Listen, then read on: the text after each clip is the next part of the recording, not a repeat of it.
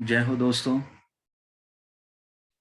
इसमें कोई शक नहीं कि दलित समाज के उत्थान के लिए डॉक्टर अंबेडकर, पेरियार, महात्मा ज्योतिबा फूले और माता सावित्रीबाई फूले ने बहुत ज़्यादा संघर्ष किया।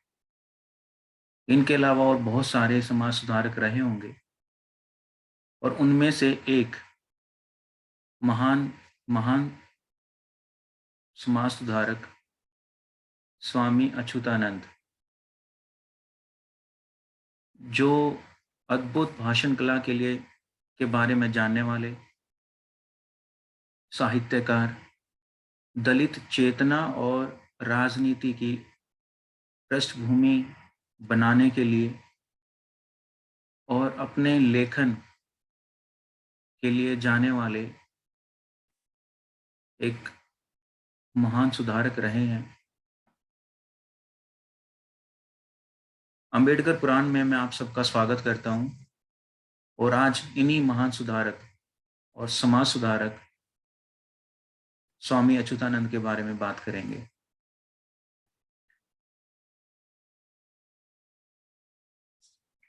ये वही स्वामी अच्युतानंद हैं जिन्होंने आदि हिंदू आंदोलन चलाया। जैसा कि मैंने बताया, ज्योतिराव फूले से भीमराव अंबेडकर तक भारत में दलित आंदोलन का इतिहास जबरदस्त उथल पुथल में रहा।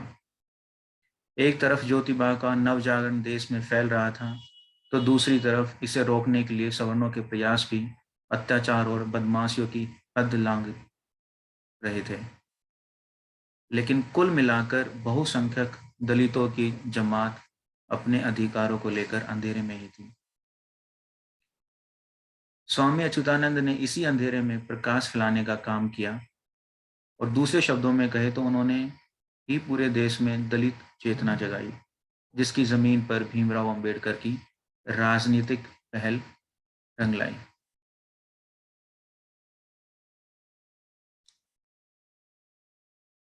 स्वामी अच्युतानंद का जन्म 6 मई 1879 को मैनपुरी जिले के उमरी गांव में हुआ, जो कि उत्तर प्रदेश में है। उनका बचपन का नाम हीरालाल था। इनके पूर्वज फर्रुखाबाद में सोरी गांव के रहने वाले थे, लेकिन सवर्णों के अत्याचार के कारण उन्होंने अपना गांव छोड़ना पड़ा और पूरा परिवार उमरी में आकर बस गया। महज 7 साल की उम्र में 1886 में हीरालाल का पलटन के स्कूल में दाखिला करा दिया गया और पढ़ने में इनकी बहुत ज़्यादा रुचि थी और 1893 में 14 वर्ष की उम्र में इन्होंने मेडल की पढ़ाई पूरी कर ली। जहाँ तक इनके बचपन की बात है, बचपन से ही बहुत ज़्यादा घुमक्कड़ स्वभाव के रहे हीरालाल 1905 में आर्य समाजी सन्यासी सच्चिदानंद के संपर्क में आए और उनके शिष्य बन गए। हीरालाल सच्चिदानंद के शिष्य बने और अब वो हीरालाल से स्वामी हरिहर आनंद बने। वे आर्य समाज के प्रचारक बन गए और कार्यक्रमों में भी जाने लगे।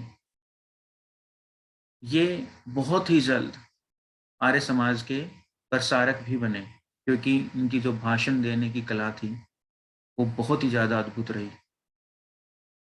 इन्होंने आर्य समाज में रहते हुए सत्यार्थ प्रकाश, एक ये बुक है, the light of truth, written by Maharshi Dayanand Saraswati इन 1875, तो उस बुक को पढ़ा और उसके अलावा वेदों का अध्ययन किया। पर उनके भीतर नए नए सवाल उभरने लगे, जिनका आर्य समाज में उत्तर न मिलने पर उन्हें बेचैनी होने लगी। अंततः 7 वर्ष तक, सन 1905 से लेकर सन 1912 तक आर्य समाज के लिए प्रचार का कार्य किया और 1912 में उन्होंने आर्य समाज छोड़ दिया।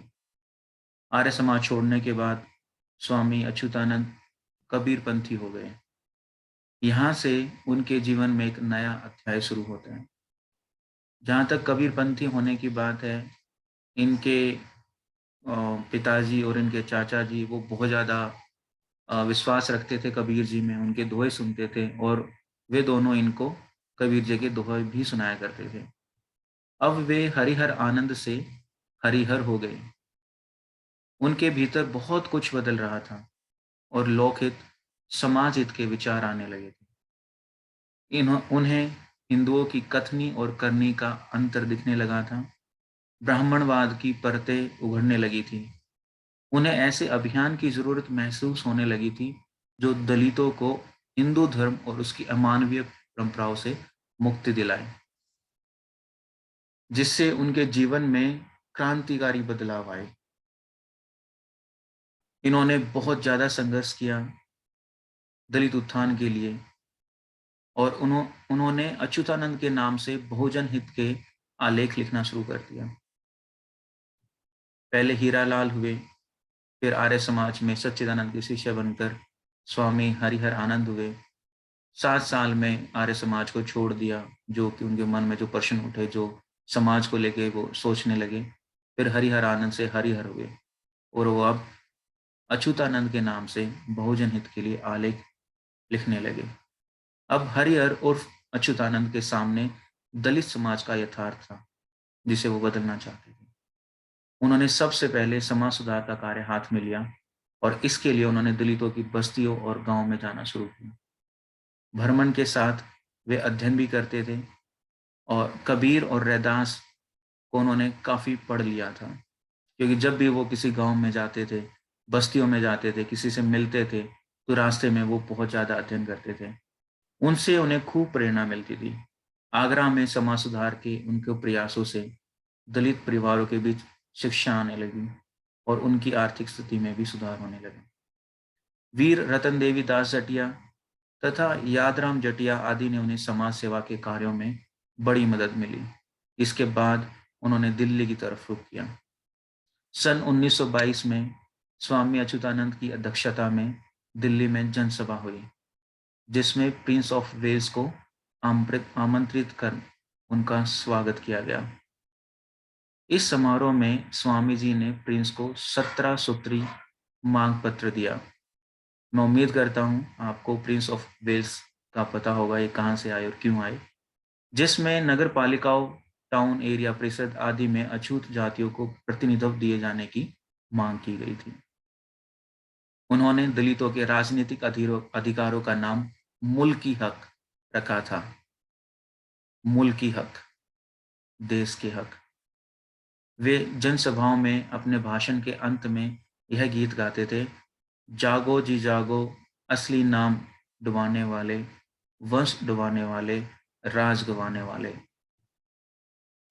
प्रिंस ऑफ वेल्स यानी कि युवराज के सामने ही उन्होंने यह घोषणा की कि भारत के दलित ही आदि हिंदू हैं और आर्यों से उनका कोई संबंध नहीं है। मैं बात करूंगा ये आर्य कौन थे, कब भारत में आए और इन्होंने भारत में कब्जा जमाने के बाद बाकी जातियों के साथ क्या किया। मेरे आने वाले एपिसोड्स में, डिस्कशंस में, अम्बेडकर नामा के थ्रू मैं इन पे जरूर बात करूंगा आप सबसे। बाद में उन्होंने आदि हिंदू की अवधारणा को स्पष्ट करने के लिए आदिवंश अष्टक लिखा और उसे छपवा कर बंटवाया। इस तरह स्वामी जी ने दलित समाज को नया विचार दिया, जो उन्हें उनके इतिहास की ओर ले जाता था। यह भी कहा जा सकता है कि उनका यह विचार दलितों के उनकी जड़ों की ओर लौटने का संकेत था। सन 1923 में स्वामी जी इटावा आए और लगभग 1 वर्ष तक उन्होंने शहर की दलित बस्तियों और गांवों के दौरे किए, दलितों के दुखों, उनकी समस्याओं को जाना। उसी वर्ष इटावा के बड़े डाक खाने के मैदान में ऐतिहासिक सम्मेलन हुआ, जिसमें बड़ी संख्या में लोग आए।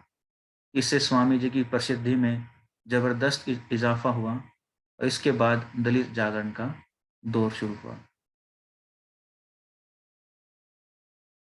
1928 में बंबई में आदि हिंदू आंदोलन के राष्ट्रीय अधिवेशन में पहली बार बाबा साहेब डॉक्टर अम्बेडकर की स्वामी अच्युतानंद जी से भेंट हुई। दोस्तों, ये पॉइंट बहुत इंपॉर्टेंट है। जो भी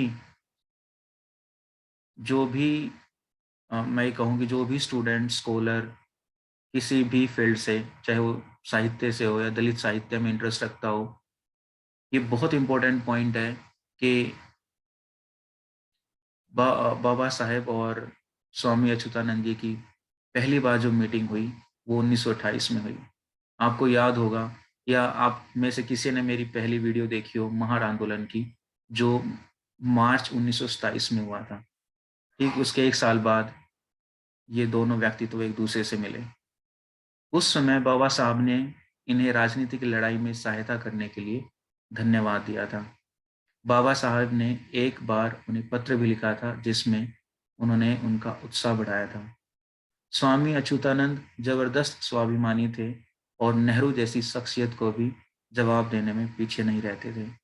कांग्रेस ने दलित वर्ग संघ और श्रद्धानंद मेमोरियल ट्रस्ट बनवाने में कुछ लोगों की जो मदद की थी, वह असल में अंबेडकर और स्वामी अच्युतानंद के प्रभाव को कम करने का खेल था। ये उस राइटर का कहना है जहां से मैंने ये कंटेंट लिया था। जहां तक स्वामी जी के साहित्य की बात है, स्वामी अच्युतानंद ने कानपुर में आदि हिंदू प्रेस स्थापित किया। इस प्रेस से 1925 से 1932 तक आदि हिंदू मासिक पत्र का नियमित प्रकाशन हुआ। उनके नाटकों में समुद्र मंथन, बलि छलन, एकलव्य, एकलव्य आपको पता ही होगा, और सुदास तथा देवदास थे। 9 फरवरी 1932 को ग्वालियर में आदि हिंदू सभा के कार्यक्रम में उनके द्वारा दिए गए भाषण को हम दलित आंदोलन के इतिहास में मील का पत्थर कह सकते हैं।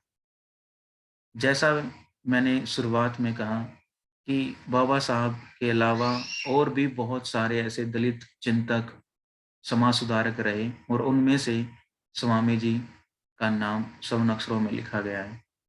स्वामी अच्युतानंद ने भारत में सामाजिक बदलाव की हवाओं को तेज किया, जो बाद में आंधी के रूप में परिवर्तित हुई। 20 जुलाई 1933 को 54 वर्ष की उम्र में उनका निधन हुआ। उनकी प्रभात फेरी कविता की 2 पंक्तियां कुछ इस तरह हैं। ए आदिवंश वालों, जागो हुआ सवेरा, अब मोह नींद त्यागो, देखो हुआ उजेरा। अक्सर वो अपनी कविताओं के माध्यम से, लेखन के माध्यम से दलित समाज को जागृत करते थे। उनमें से ये कुछ एक लाइन्स यहाँ पे लिखी गई हैं, और जो भी साथी, जो भी दोस्त इसके बारे में और कुछ इन्फॉर्मेशन जो भी जानना चाहते हों, वो हरिहर से लेके स्वामी अच्युतानंद के बनने के बारे में पढ़ सकते हैं। फॉरवर्ड प्रेस में इनके बारे में बहुत ज़्यादा लिखा गया है, वहाँ पे बहुत सारे सोर्सेज अवेलेबल हैं। तो दोस्तों, आज के लिए इतना ही काफ़ी है। उम्मीद है ये पीस ऑफ इंफॉर्मेशन आपको अच्छा लगा होगा। इफ आप प्लीज़ इसको शेयर कर सकते हैं, सब्सक्राइब कर सकते हैं चैनल को। बहुत बहुत शुक्रिया आपका अपना टाइम निकालने के लिए, वीडियो देखने के लिए और इस चैनल से जुड़ने के लिए। जय हो।